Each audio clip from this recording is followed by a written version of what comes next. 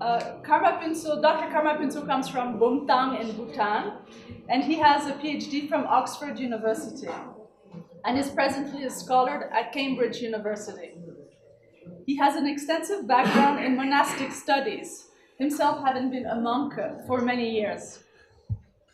And now he is engaged in several different philosophical topics.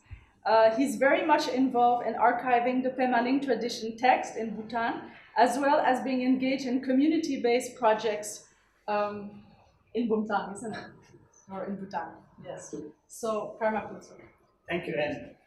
This is my first trip to Sikkim and to NIT, and it is such a wonderful place to be. I do hope that I will be able to come here more in the future. Most welcome. All my gratitude goes to Anna, Alex, and the director of the Institute. Thanks also for the very generous introduction. I do come from a very religious, philosophical background, but for today, for this session, I'm doing something quite different, which is not really my strength. I'm trying it out on you, so you may have to bear with me if the paper ends up being quite messy. It's also pretty ill-prepared, so this is just a warning. Let me take the cue from something that we have here. Yes, say the cup of water. There is a very popular philosophical discourse and debate on perspectivism in Tibetan Buddhist philosophy, in Mahayana philosophy generally, on the perception of the cup of water. It's not just about whether it's half full or half empty. Of course, that is also an argument of perspectivism, but it's more than that. It's more about what is the cup of water.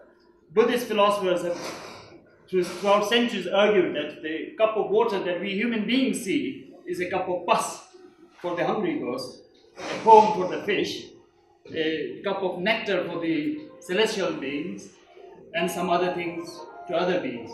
So it's only to argue that what we see here is absolutely, ultimately water in a cup, is to say that we, the human beings, are right.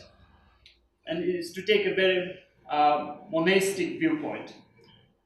To get a very good, complete understanding, a very synthetic, integrative understanding of the object, is to consider all the perspectives.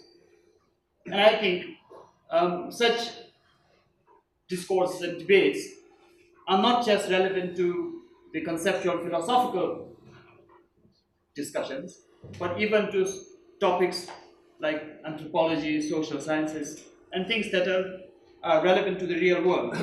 So here I try to argue that perhaps the best approach to understand the history, culture, and religion of the Buddhist Himalaya is to adopt a multidisciplinary approach. I argue that taking three major reasons, as David earlier this morning pointed out, that human knowledge is so complex, and there is no need to elaborate that when it comes to the topics that we are dealing with. Our subject is already considered very exotic and colorful, and thereby a very complex, range of subjects.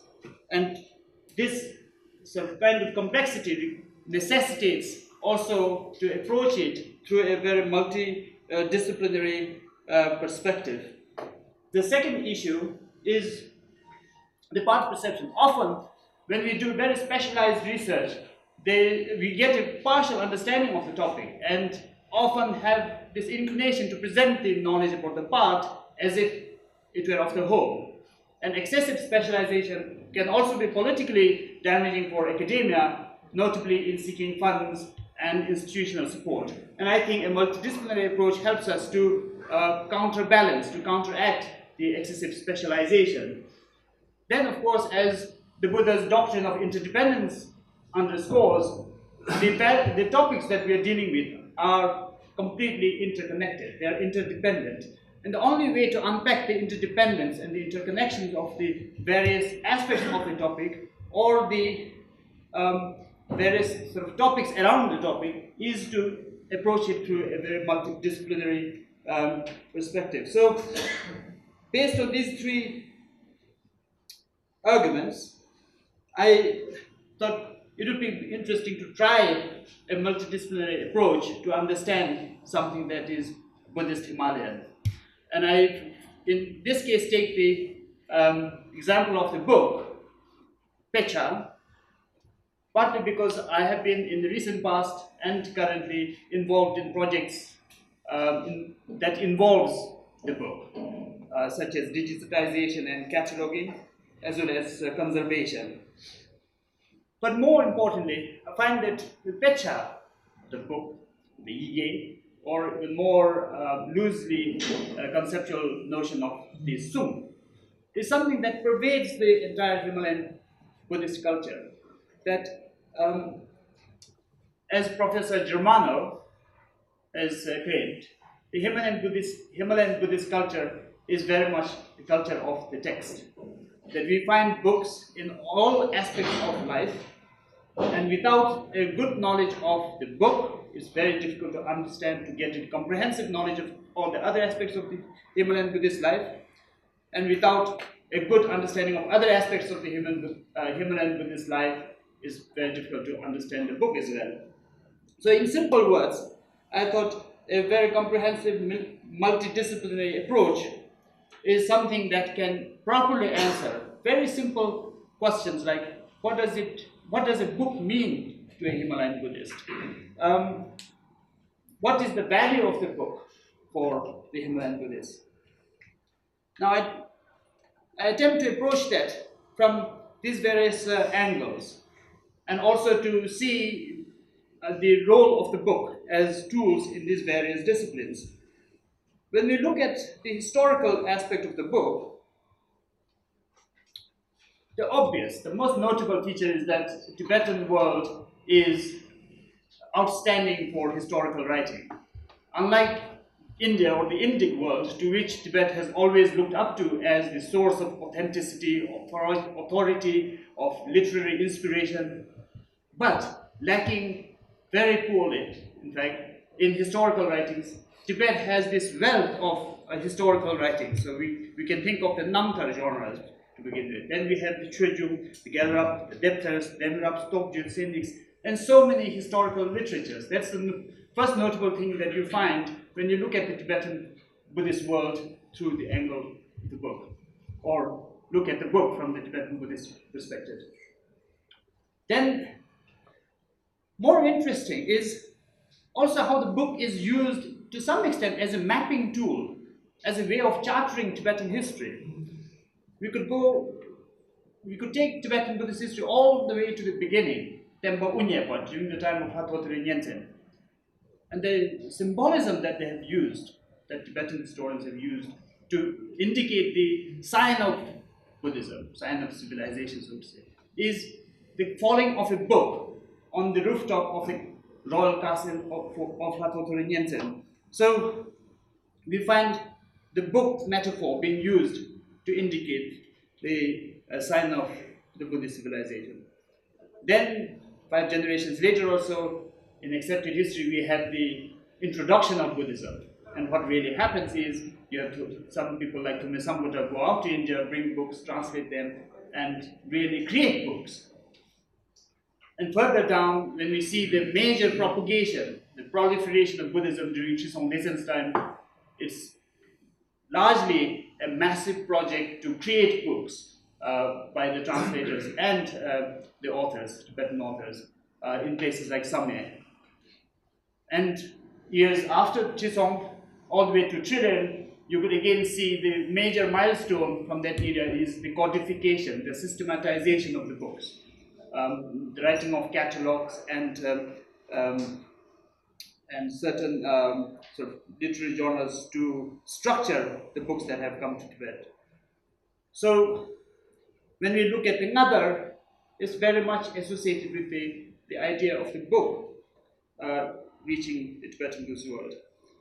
Then again, the fall of Buddhism is something really is the fall of the book. That Langdharma's destruction or persecution of Buddhism has to do a great deal with the destruction of books. Then if you look at the Chidar, it's again the coming of Buddhism in the later stage is really bringing new books from India and Nepal or creating new books within Tibet. Down, if you look at periods, say, beginning from the 13th century to 15th century, which Sefer Druid is often called the classical period, it is really a time when there was this massive creation of literature. You see, firstly, also the printing technology coming, which facilitates the proliferation of books. Then you also have major canonizers such as Chomdenik Piraldi and Bhutan, who structures the literature that has accumulated the role of the book. Similarly, when we look at the commentarial period following the classical period from the 16th century to the 18th century or so, it's again the publishing houses, the big ones being all put in place, and these huge bulks of literature being printed, and that had also contributing towards the writing of so many commentarial yikchas. So we see Tibetan history is more or less mapped along the book, the rise and the fall of the book. You can look at the 20th century then, when during the occupation and the Cultural Revolution, the Buddhist system has declined, and again we have the element of book being diminished or destroyed, scattered, and what now some Tibetan scholars call the Yangda period, the reappearance of Buddhism. It again has to do with the literary revival, the reproduction of books. So, looking at Tibetan history in a glance, you can see how books have actually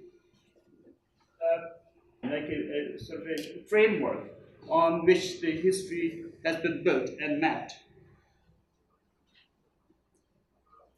Now, the other thing that you find also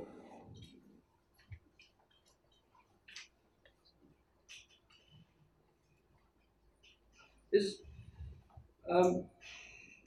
to understand a particular society or period by looking at the book. For instance, you can look at a particular script, the book, and be able to tell what kind of script was prevalent at certain place in certain period. Similarly, the quality of the book, if it was a case of an illuminated manuscript, that tells a lot for the economy of the place and the period from which the book came. And it also gives indications as to cultural influences. So, besides the historical information the book can contain, there also is a lot the book as a physical object can tell on the history. So that is my way of sort of looking at the book from a historical perspective and seeing what historical relevance the book has. Now, if we look at the book as a religious object, I think the importance of the book in the Himalayan Buddhist world should to no less degree be attributed to the role it has as a religious object. And it is here, I think, you have the primary value of the book being built, being formed. In the first case, I want to look at the book as a soteriological tool, a salvific tool, a thing that takes somebody to enlightenment from the sufferings of the world. And it is this viewpoint that most Tibetan Buddhists, especially scholars, would have of the book, that the book is, after all, the written word of the Buddha. It is something that you have to study and then practice in order to break this cycle of existence and reach nirvana. So the book plays the role of a salvific tool. It is the boat that takes you across the samsaric ocean. And this is the kind of study that people do of the books in that context. Religious notion of the book transcends the notion of the book just as a container of the message. As when we talk about the book as a salvific tool, we are looking at the book more as a medium for the Buddha's message. But when we look deeper into Himalayan Buddhist religion and philosophy, the book has a much more important role to play. And again, in the Tibetan Buddhist system, there is no hard and fast line between religion and philosophy, so they sort of merge. And in this religious philosophy, one could first look at how the book is the Buddha himself. It's no more the word of the Buddha or container of the word of Buddha, but the Buddha. And this is often suggested in a citation that Tibetan lamas everywhere use.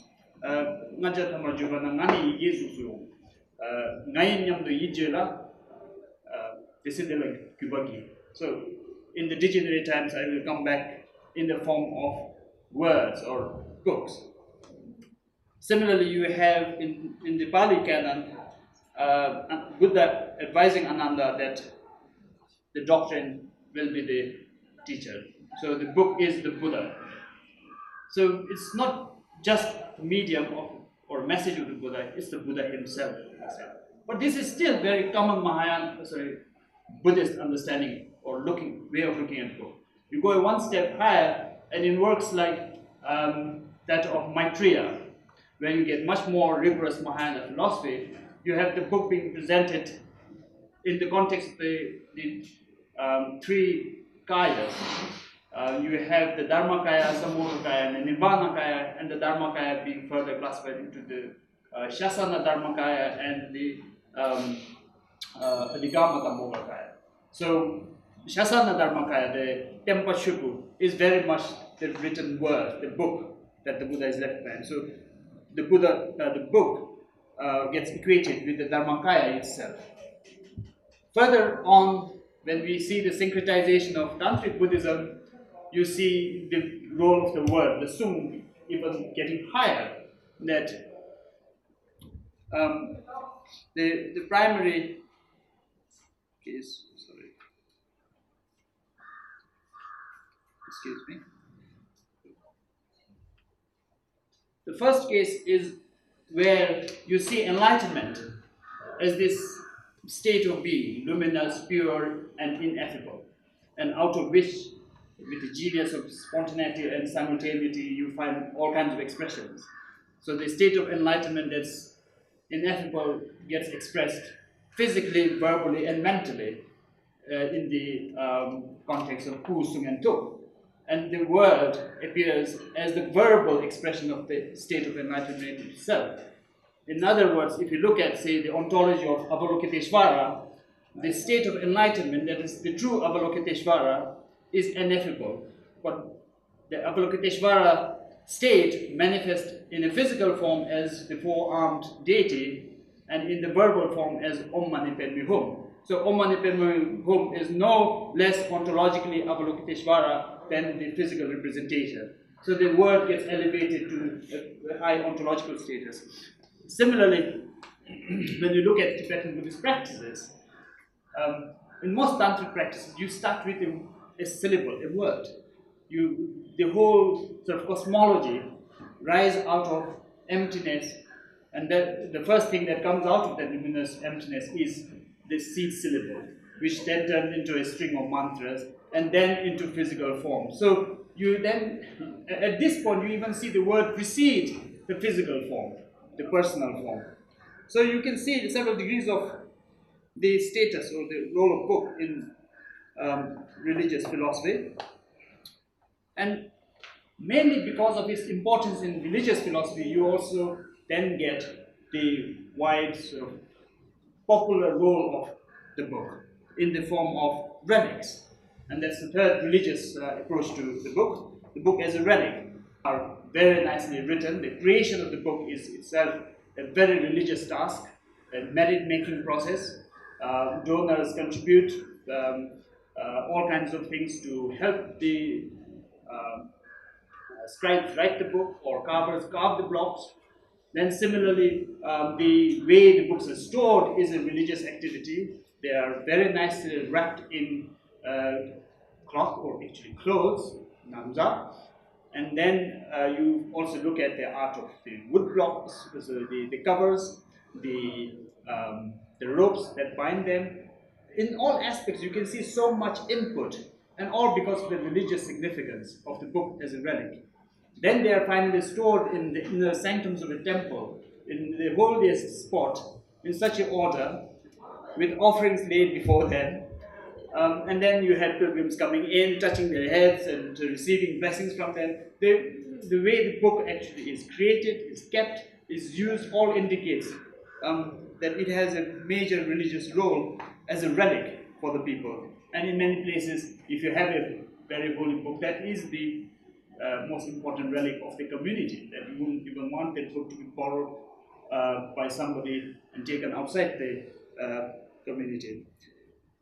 This sort of viewpoint of the book as a religious object, as a religious relic, then leads on to cultural formations. So, just as I said earlier, you can see a whole new interaction between the book and the people being developed, because there's this book which is a wholly religious object, like people coming to seek blessings, books being books giving them not just blessings but protection, cure from illnesses, bringing them prosperity and so forth. You have books being taken round the valley on auspicious days to bless the fields, to ward off natural calamities. You have festivals to read the books, and that reading wouldn't be really the kind of reading that we normally know of. It would be just lifting one page and sometimes just reading the first line and then closing it up. Sometimes it can be one volume distributed among 100 monks and all the monks reading parts of it. So there's a whole ritual, a sort of cultural practice formed around the book. Then you have the book being used as amulet, as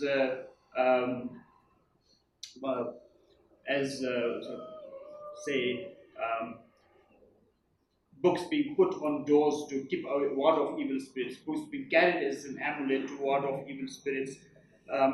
Such things that we know as takdur and also töder. These cultural concepts develop.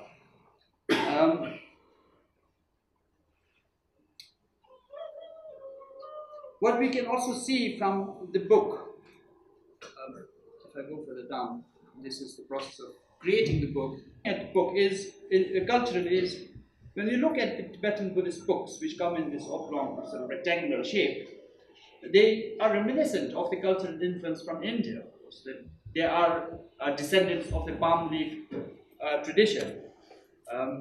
One recent Tibetan scholar argued that this kind of shape is because during Langdharma's persecution, the monks had to hide it along the sleeves. I don't know if that holds much, but anyway, we do see traces of these circles on the page where the strings that palm leaf manuscripts would have gone through. But then if you look at other kinds of books, such as this scroll, we see the influence from the other side, the Chinese influence. So we can see in the object of the book the convergence of multiple cultures. Now, the cultural dimension of the books then leads on to social, political, economic developments. For instance, in my village in Ura, we have the family of the Gap who have acquired the 16-volume boom for the village. And because of that, we have developed this social system whereby the family gets treated for breakfast free during every annual festival. There's also a very fascinating story of the Kanjur festival in Sama, Nepal, done by Jeff Child, about how, having acquired a new canon, they start to develop this cultural festival around it, and that leads to social implications, economic implications. They have to develop a whole new social structure and an economic structure to fund that. It also leads to political implications. For instance, in Bhutan, if you have the Prajna Paramita in the house, you have the political right to put a long, tall father in front of the house. and any guest visiting the house has to get off the horse in the vicinity of the house with due respect to the Prajnaparamita. So there are such sort of repercussions as a result of the book. And that's the social, economic, political dimension of the book. The last thing I want to get here is the book and the art. Now, when we talk about the book and its role in art, I think there are many things. We can talk about the topic of ink making and paper making and calligraphy as independent issues. So there's so much one could do in terms of book as an art, and even Tibetan scholars have written a lot about ink making and paper making and calligraphy. But the most interesting, perhaps the most general, the most obvious is the illumination and the scripts, and how there's so much input, artistic input in creation of the book, such as this book shows, and even art on the sides of the book. And that leads us to a very interesting question. There are three things that I want to throw to play with, the ideas. The interplay between art and text.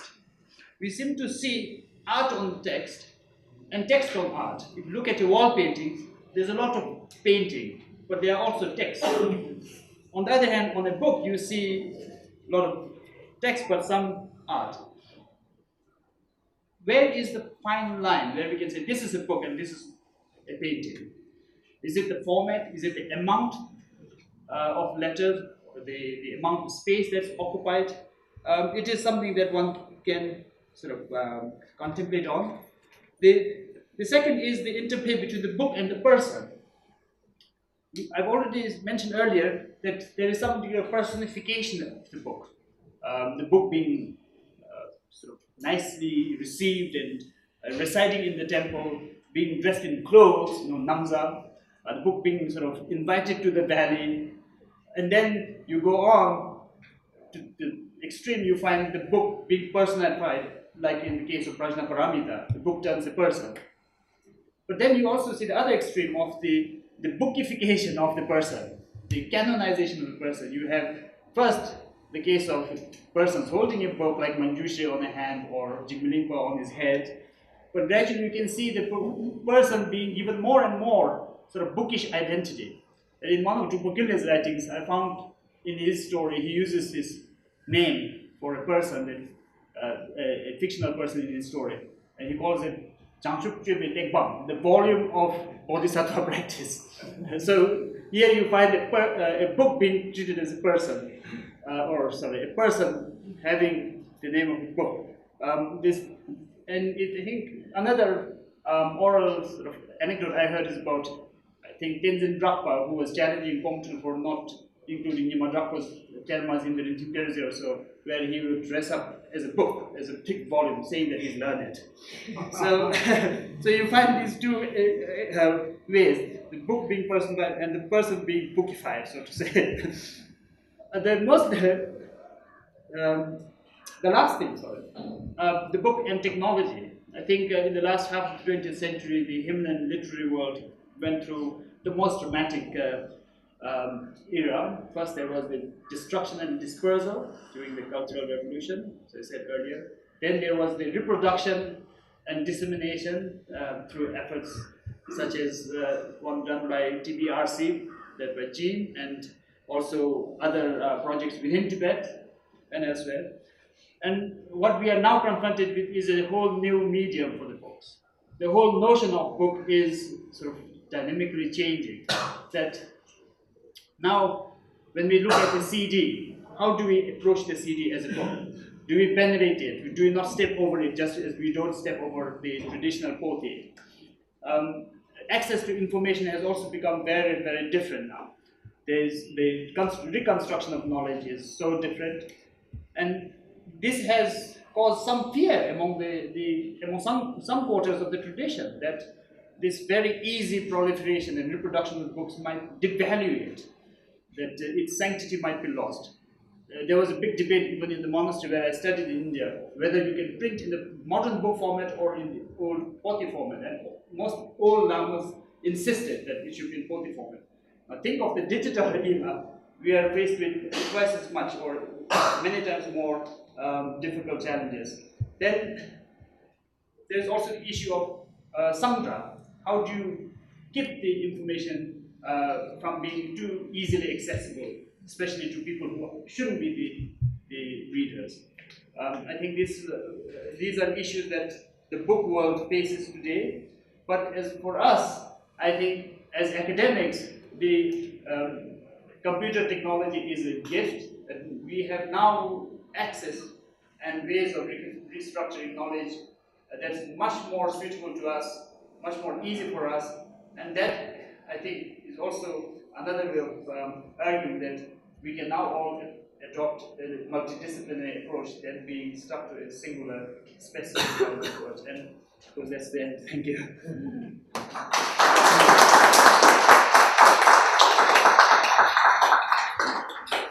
Thank you very much, Dr. Karan. It was a very, very interesting paper on the book. So, yes, any questions? Tashila. 참아는 논이 초급 대박이 숨기 대박이 세지어 봐. Yes. 디티 가수 전소스 나지. 다 되니 단다 릴레이시피 대비 거동 대태도 거 멤버지 레번도 보디 거 또는 거지 샤운드 내 체사다 개 체사 질리는데 나 기들 뭐든 덤 덤바스 나고 나이는지 근데 다스다 템바스 파트 카라 개미의 남자지 샤요나 되니 추용 못하게 양 보디 못하게 양 되니 개미 남자 제주야라 나가는 게 되니 노출 따도 내 예고 있는 되니 그 도다 원래 예고 있는 도다 뭐래나 뭔데 간절이나 니티나 근데 잘 되니 되니 되니 간 되니 와서 나가는 게 그거는 막 지게 넣어라 힘바 넣어라 간절 유나 근데 토는 gen지를 또 줘야 나서 대리비는 되는다 내 최선치 가르서는 소본 중거 별로 무슨 대비는 하나 또 치고 이동 또 줄지 전적으로 소본 그게 얘기서 말도 이동 또 줄지 비디 간줄도 간줄노니 유기 어디지 땡줄노니 준대 진짜 정말 땡지 배고야 그 뒤에 비대 주는 게 뭐지 근데 내가 이제 나만 못 세고요 그래서 다가 이게 전반이야 신비 그죠 That's good. The July, and then actually, one thing I didn't, of course, talk about because it's become too complicated long is also the influence or the impact of the book in language, or how the metaphor of the book, the idiom of the book is used in so many ways. And I think what Dash Sringla brought up about taking oath with the book is also both cultural and linguistic. It's very we use boom to back when you see the boom Smart, very well tailored. And in the beginning of your talk, you said about perception. How do we view? I mean, there could be different perspectives to view an object. I mean, in that context, because of your background, I would like to ask your opinion. What should be the most appropriate rendition for the term shunya in context with Nagarjuna's? Can you tell us? Well, I think rendition in English. Yes.